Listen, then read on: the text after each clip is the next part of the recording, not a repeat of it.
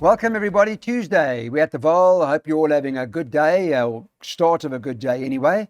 We are on racing today. We're on our phones, we're on YouTube, we're on X, we're on WhatsApp 0691643272, and we're looking forward to the Tuesday meeting. Fresh, of course, off a promising Sunday meeting for punters. I think they've got some really good action, lots of favourites won, and lots of Daryl Marie's predictions came. And bookies went out. Did they go out? Boy Scout. Did they? Okay. Yeah. That's rare. Yeah, That's don't rare. worry. Were you happy with the equator? Did any horse catch your eye on the day? Happy. Buffalo, Xenophon. Did you take any 150 to 1 of the equator just as a matter of interest? No. I didn't. I believe you did, Clyde. No. What else did I want to ask you, Daryl? Buffalo won well? Beautiful. Looking for running room.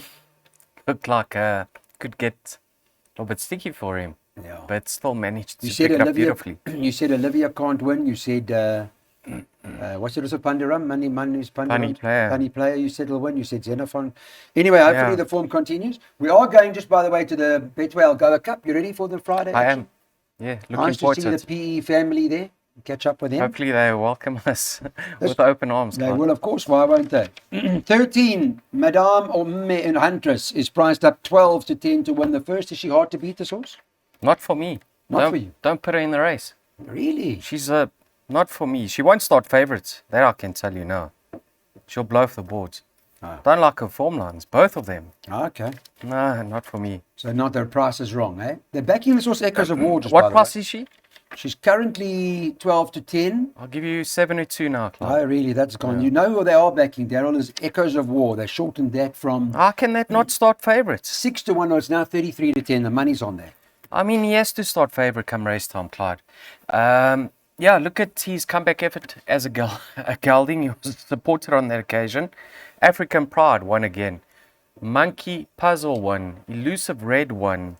Sam Messia, Strip Fitter, Fabian Abib. I mean, gonna prove very, very hard to beat in my mind. I think he'll start favourites. So if you are watching this on YouTube and you fancy his chances, have a bet now because he's not going to drift in the market. Then I backed him up with a filly. Now, Clyde, have a look at this. Excuse me, Clyde, number 11, One Summer. Yep. Having her first run for Tony, right? Yes. Now, we all know that Stuart Pettigrew's been battling over the last couple of months. So Well, he had a winner on Sunday. Yes. It's Savannah. beautiful. And I liked that as well, Clyde. Beautiful race, yeah. Now, look at her penultimate You start. like that as well? Yes.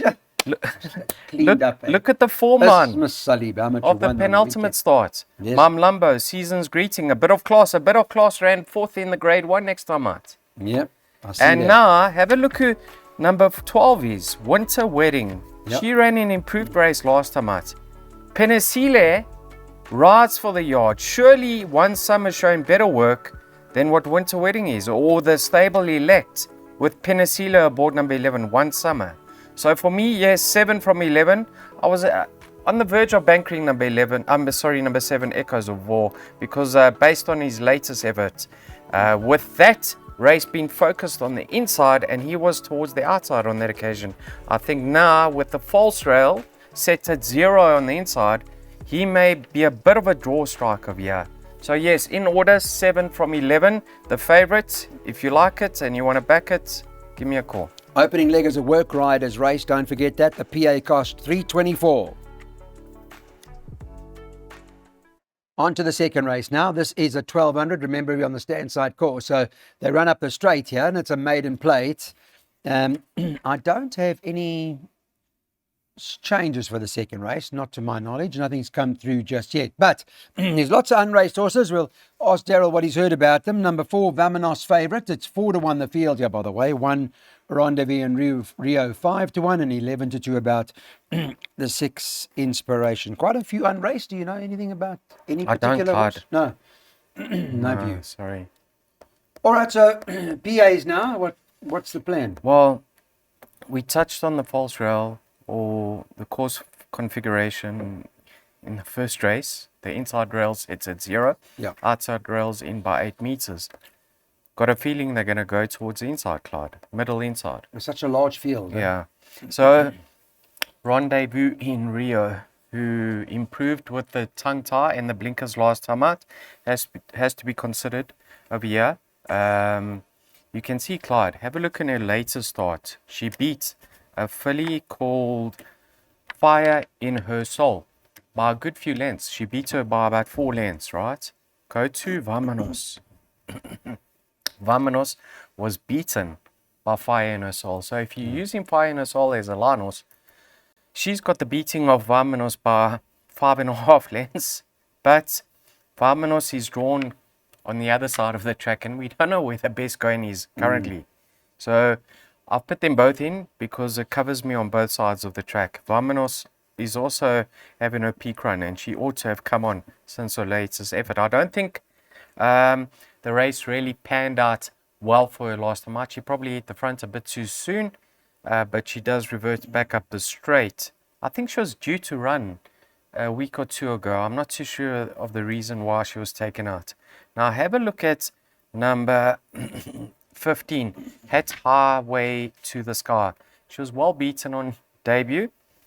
That day the race was the runner-up and the winner were hard up against the outside, both trained by Mr. Terry, and she wasn't too far behind the third place runner on the inside, and that was Duchess of Paloma, who subsequently come out and run second. I think this filly can make a huge amount of improvement. I would have liked it to be a 1400 meters. I think then she could have gone very close to winning, but like I say, that race would have tightened her up considerably, so I wouldn't be shocked to see her contest the finish, and I don't think the chances are represented by her current odds in the region of 25 to 1. I think she'll run a nice race. So Rendezvous in Rio, Vamanos and Het Highway to the Sky are my 3 PA horses, 1, 4 and 15. Okay, all three are going in the first leg of the place accumulator. We do have a bank in the PA later on. Second last leg, Daryl's bankering that horse Shadowfax, and that PA perm cost $4.32. Third race is a plated race. It's a graduation plate over 1200 meters. Take out number 2 that's not running, and that will leave you with a field of just the 6 runners that will go to the start. It is the pick 6, and the update here, number 3, Rachel Wall, the Tony Peters stable's in great form at the moment, and that is currently priced up at the moment at 6 to 4. 5 Arashi is 18 to 10 as the second favourite. Number 1 Frozen Fantasy is 9 to 2, and it's 7 to 1 and better about the balance. I thought Rachel Wall would be the right horse in the race. She's had a couple of starts to date, but she's rated as a decent horse in the stable. Whether she needs it or not, I'm not exactly sure, but she looks the right horse. She does look the right horse. I was tempted to bank her, but she has been off the track for 3 months, Clyde, and she's using this as a preparation. So, although she can get the job done, just like Buffalo Storm Cody did, it's not her target. I mean, Yeah, she's got something big in mind. So, I don't think her penultimate start was run to suit. And then last time out, what a cracking effort against the boys. Now, Clyde, in that race, she actually beat Aristocratic in the Umkomazi Stakes, grade 2. She beat Aristocratic. He came out and ran 4th in the match and beyond questioning. In that race was Outlaw King, who came out and beat Zast. So, yeah, her form does look very, very encouraging. She has been off the track, and like I said, this isn't her target. So, she can win, and she probably is the right horse. So, I like her chances, but I haven't banked her. Frozen Fantasy, she has been somewhat disappointing recently, but if you go back in her form line, her latest start up the straight, or up a straight over 1200 meters, the same distance, was her best run to date, where she ran in the grade 1 fillies sprint behind Mia Moo, and that's where she picked up her penalty from 99 to a 107. She's dropped right down to 100 again. So if she can achieve anywhere near that mark of this course and distance, she could be the biggest danger to Rachel Wall.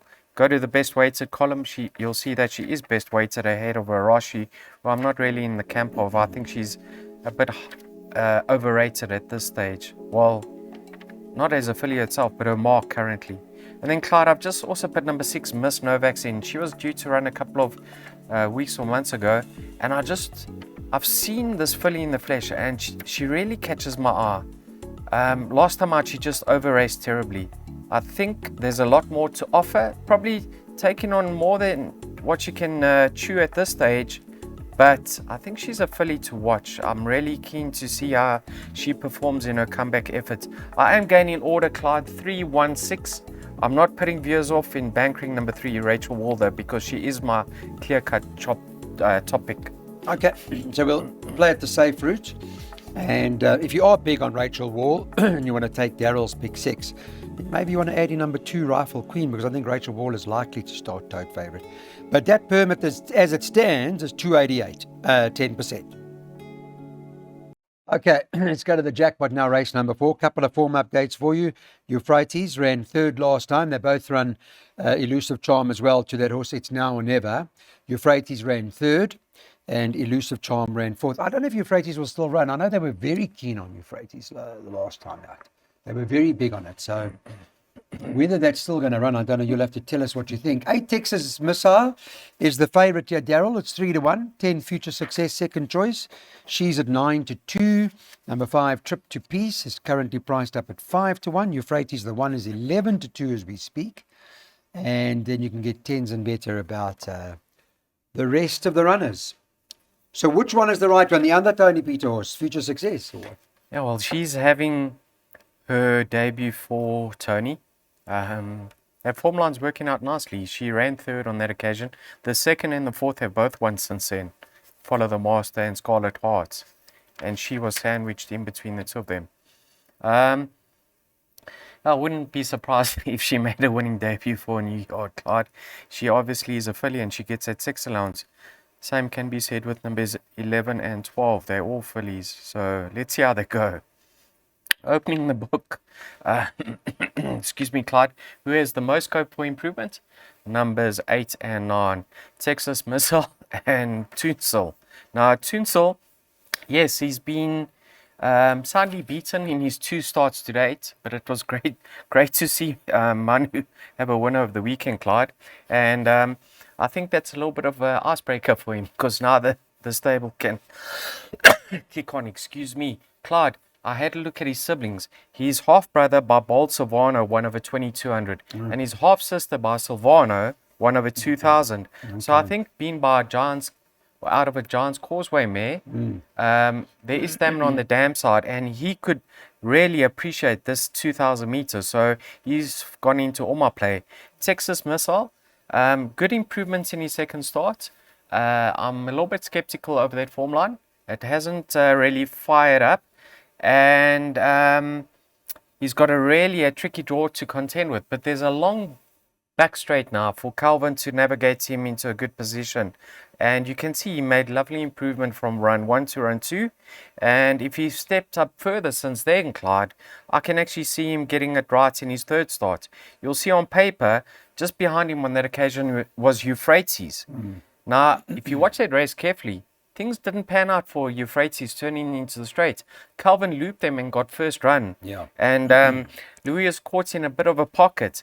So I know that Texas Missile's got a lot of scope to confirm that form with Euphrates, but from what I saw on that occasion and from what I saw of Euphrates' later start, the races haven't been run to suit him. If Louis can get him into a great position or hold his position from stallgate number 1, he's so fit, Clyde. I think he has to contest the finish in this race. I actually hope he lines up, because he's going to be in my number 1 choice. So I'm going in order 189.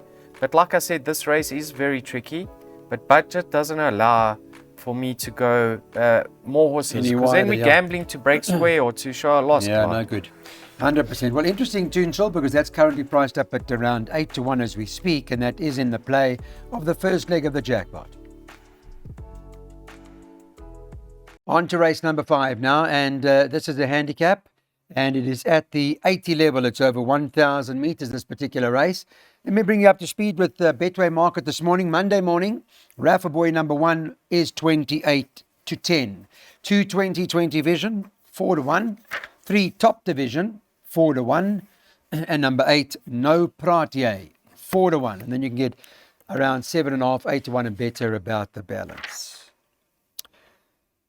Okay, tell me, Mr. Marie, what are we doing? What's the plan? There are a few if you want to back horses here. Yeah, if you want to back Rafa Bay, wait till race time. I mean, you might even get treble those odds.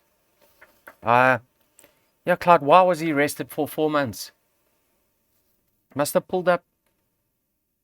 There's something amiss, isn't it? I mean, it's not like Tony to rest a horse. I mean, he's not a champion, Clyde.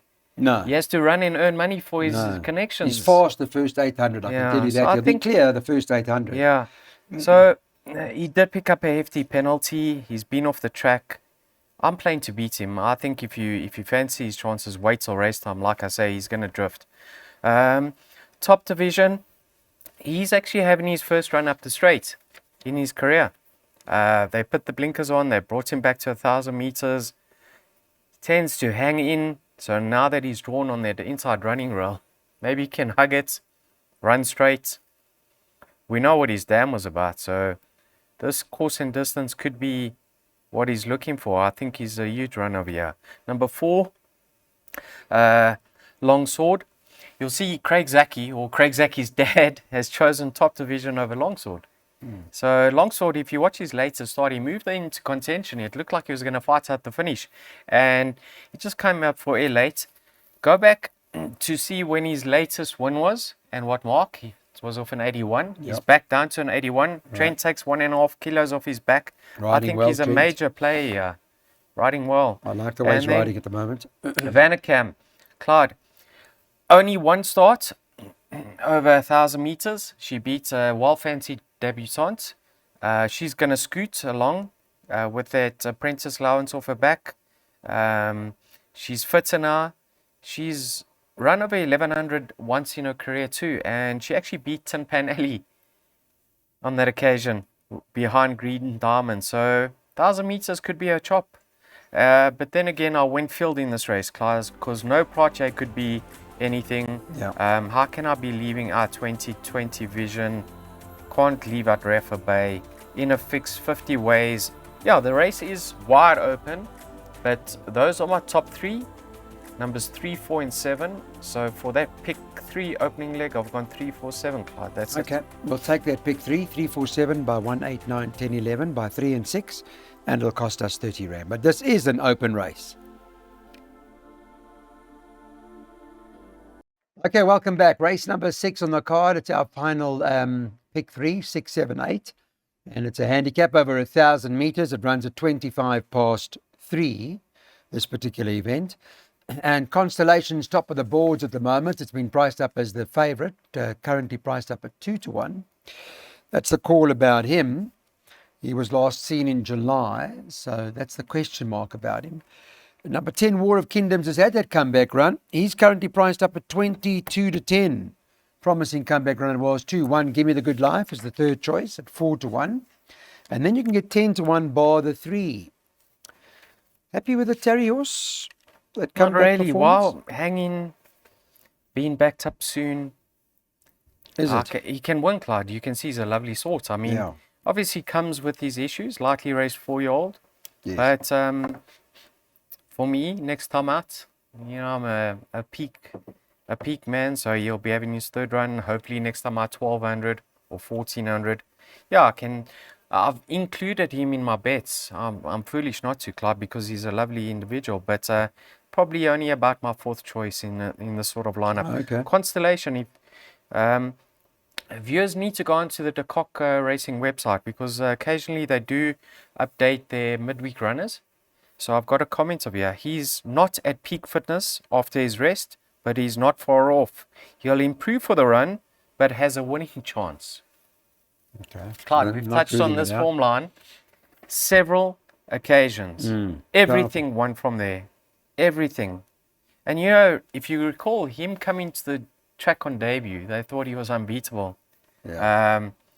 Yeah, he's certainly gone about things in the right manner since then. I can see him winning again. He only got £3 for his latest victory. Number 1, Clyde. This horse has done so well up here on the Highveld. Very, very convincing win last time out when beating Karate Kid, who ran since then and just got touched off in a very, very strong race. I don't know if you recall that. He got beat by Truth when Dice was in that race. So he's drawn towards the inside. He's drawn towards the inside. But if you have a look at him, Clyde, have a look at number 9 here, Ready, Set, Fire. He's run behind Pistol Pete, Fire, Attack. When he came back to the track in his penultimate start after a very lengthy break, he blitzed the field. Then it was second run after a layoff. He was caught wide around the bend of a 1200. He's certainly much better over 1,000 meters. I'm not too sure where he is now that he's drawn towards the outside. I don't know how the going is because obviously we're previewing this the day before. But I think he's got a chance of reversing the form with Gimme the Good Life because he is 4.5 kilograms better off and he's better over 1,000 meters. And then obviously number 8, King of Venus, he loves to hang towards the inside. He's drawn against that inside running rail and he races extremely well fresh. So he's got into my trifecta boxed. This makes a very interesting race now that Constellation's been off the track for 3 odd months. Okay, Ready, Set, Fire's 14 to 1 that Daryl likes a little bit of. So it's number 9 on the card. It is in the play and the trifecta's 1, 8, 9, 10, 11. It's interesting. Constellation coming back from the rest. Still got a winning chance, the stables say. Not far off peak fitness. And, well, War of Kingdoms, Daryl recommending maybe one more run. We'll see how all that plays out. Okay, to a plated race we go. It's over 1,200 meters. A couple of nice horses that line up in this particular event. And on Monday morning, Betwave got number 3, Shadow Fax, as the favourite, priced up at 11 to 10 to win this. Number 6, King Harold. Now, King Harold is the next choice. He's priced up 22 to 10, second favourite. And perhaps it's those two. I'm not sure it goes any deeper than the two of them, to be quite honest. I think it is one of those two that will end up in the winner's enclosure, my personal opinion. Would you agree with that? Absolutely. Yep. I think they're going to dominate. They expected to, according to the market, Clyde. Maybe Yippee Kaye and Golden Operator for trifectas and quartets, the Last Duke. Yeah, but I've just tipped an exacta straight line over here. Now, if you go to the best weighted column, you'll see King Harold is 3 kgs best in. Yeah, I see that, yeah. But got his form, and you'll see King Harold earned his rating over a mile. Go to his biggest danger, Shadowfax. Where did he earn his rating? He earned his rating over 1,200. So you can't read too much into the ratings. I think Shadowfax, he proved in his penultimate start when he disappointed behind Jan van Goyen over the 1,400 that he could possibly be better over 1,200 now because he pulled on that occasion. Since then, he's been gelded. Cracking effort last time out. We'll know if this form has stood up because Rachel Wall represents the form. Perhaps Vanderkam's also franked that form once again. But yes, he's going to settle over the 1,200 because they go quicker. And now that he's been gelded, Clyde, this is one horse I'm going to follow with a lot of interest. I think he's a lovely sort. King Harold, if you watch his latest start under Calvin, he actually moved in like he was going to fight out the finish. He just tired late. He jumped from the worst all gates on that occasion. They brought him back in trip. They fitted a set of cheek pieces on this time round, which is interesting. Going to strip fitter. Lovely sort, Clyde. I mean, he's a high-class individual, and he's going to win his races in time to come. Yeah, he probably just needed that, eh? He needed that, yeah. But yeah, I really like Olivia needed that last start, you know. Yeah, I mean, Olivia came on in leaps and bounds in his second run after the race, so the same could apply for him. So are we climbing into Shadowfax here by the sounds of things? I can't climb into him, Clyde, because King Harold's a top-class individual, and he's had that pipe opener.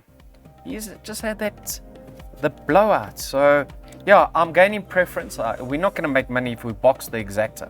So I'm going straight line 3 from 6 because that's how I tip them.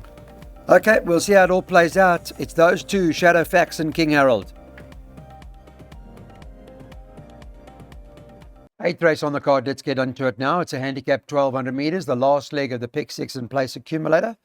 should run around 25 to 5. And I don't think we have any changes at this point in time for the last race. So obviously, closer to race time, you get an idea who's scratched, if there are any, or any other equipment changes.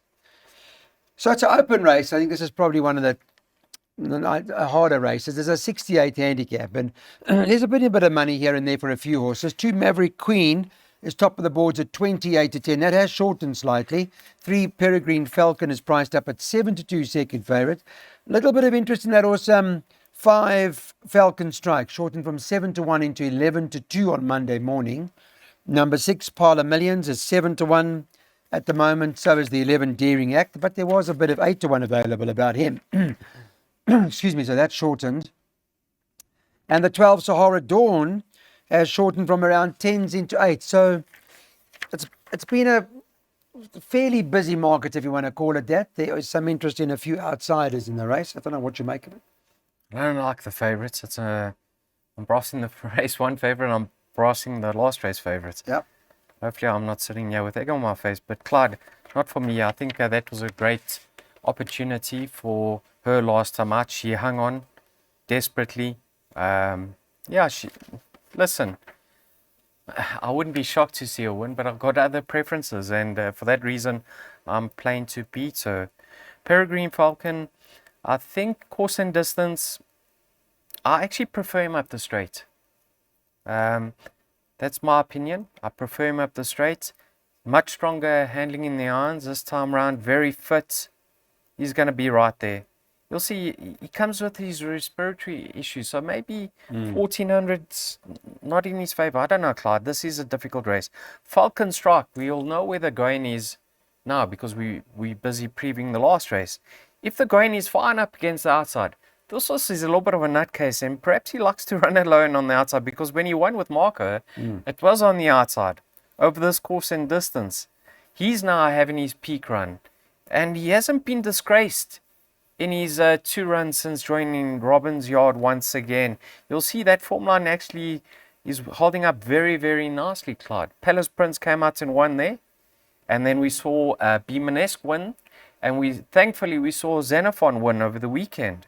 So all from Hong Kong. Yeah, so the second, so the third, 3 winners, direct winners. Yes. Now. Okay, so now that changes things. If he was drawn towards the inside, I'd make him my first choice by far because he's the right form horse and he's cherry ripe. That explains why they're backing him. So Falcon Strike's probably the horse to beat. I just hope the going is alive on the outside. Pile of Millions, what can we say about Brett Weber and Marco van Rensburg? I mean, this horse loves it up the Vaal straight. He'll be right there once again. And obviously Daring Act and himself, there's nothing separating the two except for 1.5 kilograms. So yeah, I'm sitting here hoping that Falcon Strike maybe races well on the fresh ground towards the outside. So he's my number 1 choice, but you can see I've chosen to tip a swinger box 3, 5, 6, 11.